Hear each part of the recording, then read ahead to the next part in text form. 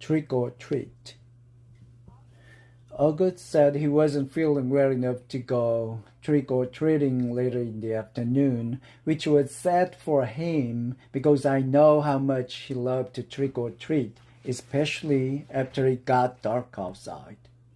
Even though I was well beyond the trick or treating stage myself, I usually threw on some mask or other to accompany him up and down the blocks, watching him knocking on the people's doors, giddy with excitement. I knew it was the one night a year when he could truly be like every other kid.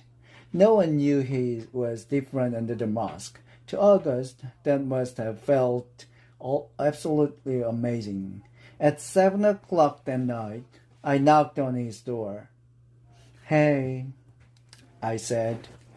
"Hey," he said back.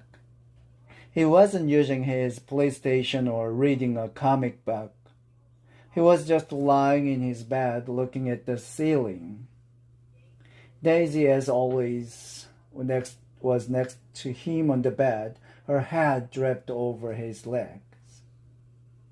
The bleeding scream costume was crumpled up on the floor next to the Boba Fett costume. "How's your stomach?"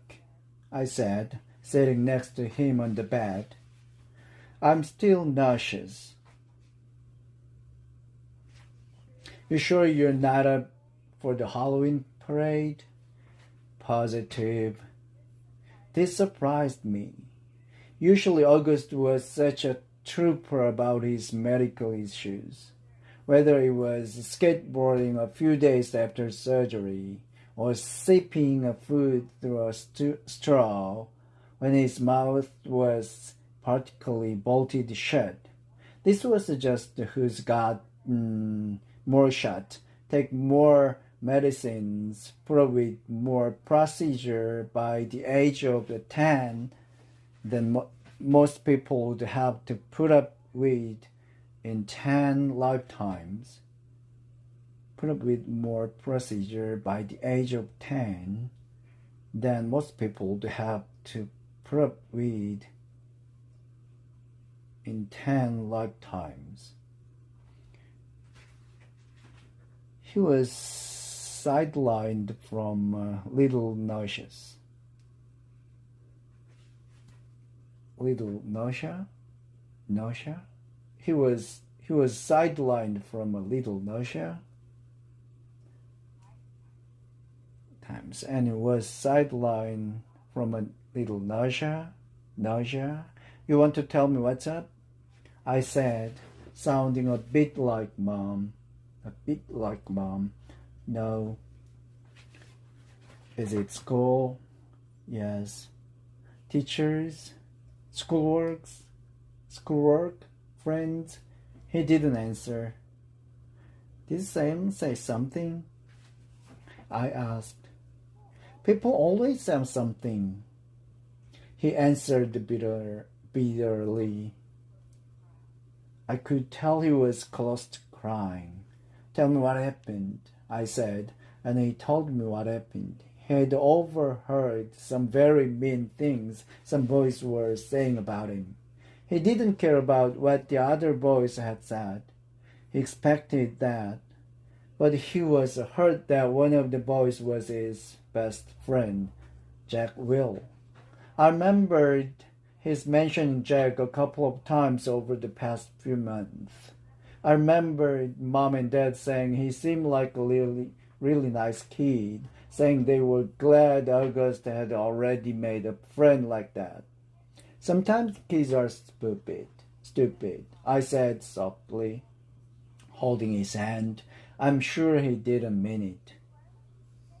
"Then why would he say it? He's been pretending to be my friend all along.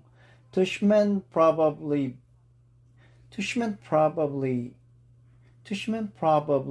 bribed him with good grades or something. I bet you he was like, 'Hey Jack, if you make friends with the freak, you don't have to take any tests this year. And you know that's not true. And don't call yourself a freak. Whatever I wish, whatever. I wish I'd never gone to school in the first place. I wish I'd never gone to school in the first place. But I thought you were liking it. I hate it. He was angry all of a sudden, punching his pillow. I hate it. I hate it. I hate it. He was shrieking at the top of his lungs. I didn't say anything. I didn't know what to say. He was hurt. He was mad. I let him have a few more minutes of his fury. Daddy started licking the tears of his face. Come on, Augie, I said, patting his back gently. Why don't you put on your Jango Fett costume and it's a Boba Fett costume?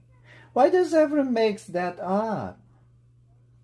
Boba Fett costume, I said, trying to stay calm. I put my arm around his shoulders. Let's just go go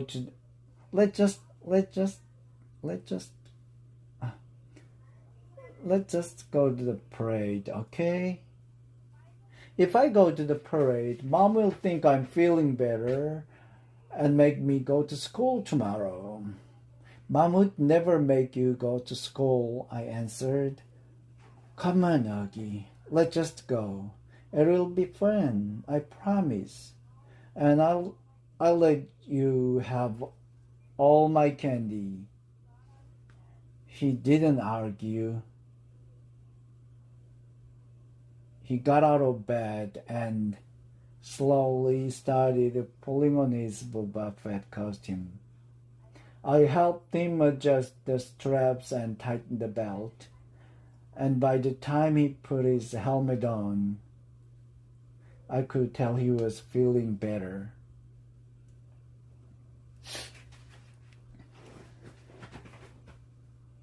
Time to think. August played up the stomachache the next day so he wouldn't have to go to school. I admit I felt a little bad for Mom. He was genuinely concerned that he had a stomach bug. But I had promised August I wouldn't tell her about the incident at school. By the Sunday, he was still determined not to go back to school. Why are you planning on telling Mom and Dad? I asked him when he told me this. They said I could. They said I could quit whenever I wanted to. He said this while he was still focused on a comic book he was reading. But you've never been the kind of kid who quit things, I said truthfully. That's not like you. I'm quitting. You're going to have to tell Mom and Dad why, I pointed out, pulling the comic book out of his hand so he'd have to look up at me while he were talking. Then Mom will call the school and everyone will know about it. Will Jack get in trouble? I would think so. Good. I have to admit, August was surprising me more and more. He pulled another comic book off his shelf and started leafing through it. Augie, are you really going to let a couple of stupid kids keep you from going back to school? I know you've been enjoying it. Don't give them that power over you. Don't give them the satisfaction. They have no idea I even heard them, he explained. No, I know, but